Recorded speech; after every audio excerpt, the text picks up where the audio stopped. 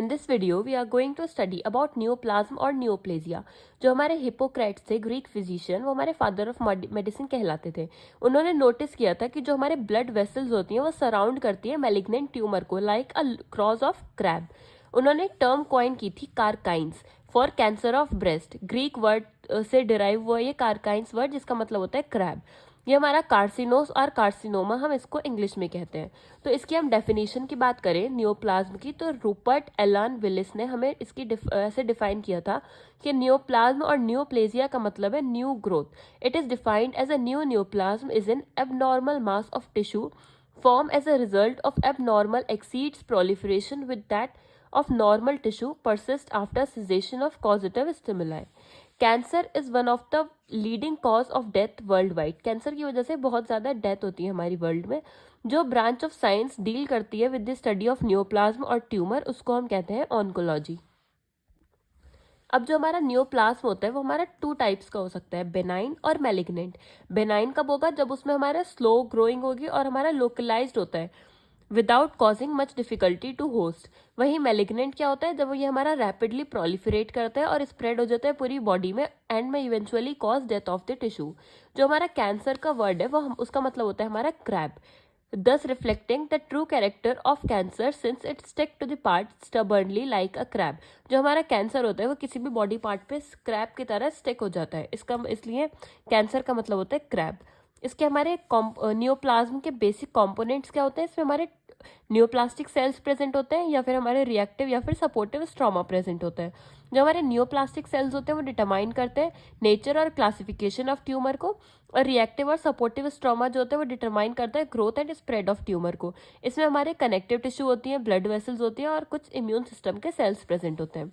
फिर इसके हम नॉमेनक्लेचर की बात करें तो जो ट्यूमर डिराइव होते हैं their nomenclature on the basis of parenchymal component comprising them. हम ओमा सफिक्स यूज करते हैं टू डिनोट बिनाइन ट्यूमर, और malignant tumour of epithelioid origin को हम यूज करते हैं कार्सिनोमा सफिक्स. जबकि हम मैलिग्नेंट मीजेनकाइमल ट्यूमर्स के लिए यूज करते हैं सार्कोमा. सार्को का मतलब होता है फ्लैशी. और कुछ कैंसर्स जो होते हैं वो हमारे these are composed of highly undifferentiated cells and are referred to as undifferentiated malignant tumour. इसके हम एग्जाम्पल्स देखते हैं, जैसे कि मेलेनोमा. तो इसमें क्या है हमारा? Carcinoma of melanocyte. हिपैटोमा क्या है? Carcinoma of hepatocytes. Lymphoma malignant tumours of lymphoid tissue. Seminoma malignant tumour of testis. Leukaemia cancer of blood forming sales.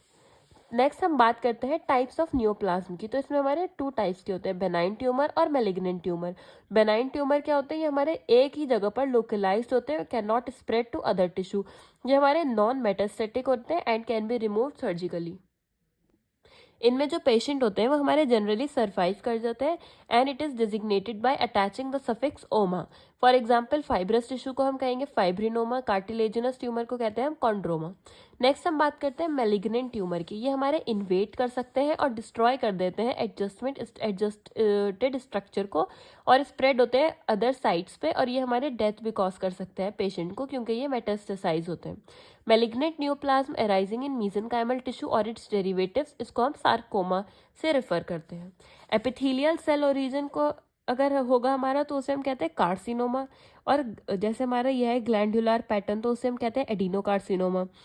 Osteoma है तो इसको मतलब होता है origin of osteoid of bone disease. Osteosarcoma का मतलब है हमारा मैलिग्नेंट बोन ट्यूमर. कॉन्ड्रोसार्कोमा का मतलब है मैलिग्नेंट कार्टिलेज ट्यूमर. नेक्स्ट हम बात करते हैं characteristics of benign and malignant tumour. इसमें हमारी थ्री मेन कैरेक्टरिस्टिक्स होती हैं. सबसे पहला आएगा हमारा differentiation of anaplasia, rate of growth और इन्वेजन एंड मेटास्टेसिस. सबसे पहले इसमें डिफरेंशिएशन एंड एनाप्लेजिया आया. तो इस डिफरेंशिएशन का मतलब क्या होता है? Refers to the extent to which neoplastic parenchymal cells resemble the corresponding normal parenchymal cells both morphologically and functionally. और एनाप्लेजिया का मतलब होता है हमारा लैक ऑफ डिफरेंशिएशन. नेक्स्ट आता है हमारा इसमें कैरेक्टरिस्टिक आती है हमारी रेट ऑफ ग्रोथ. जो हमारे मैलिग्नेंट ट्यूमर होते हैं उसकी हमारी फास्ट रेट ऑफ ग्रोथ होती है. The rate of growth is important from the point of view of response to chemotherapy, faster growing tumor or more responsive to chemotherapy. Third इसकी characteristics आती है हमारा इन्वेजन एंड मेटास्टेसिस. जो हमारे benign tumour होते हैं वो मेटास्टेसाइज नहीं करते हैं, they are the hallmark of malignant tumour. Malignant tumour हमारे मेटास्टेसाइज होते हैं. नेक्स्ट हम बात करते हैं features associated with anaplasia. Anaplasia क्या था हमारा? Lack of differentiation. इसमें सबसे पहला आया हमारा प्लियोमॉर्फिज्म, मतलब साइज और शेप में वेरी कर सकते हैं। दूसरा आता है हमारा एबनॉर्मल न्यूक्लियर मॉर्फोलॉजी, इसमें भी हमारा वेरिएबल साइज और शेप होते हैं और हमारे इरेगुलर न्यूक्लियर मेम्ब्रेन प्रेजेंट होती है।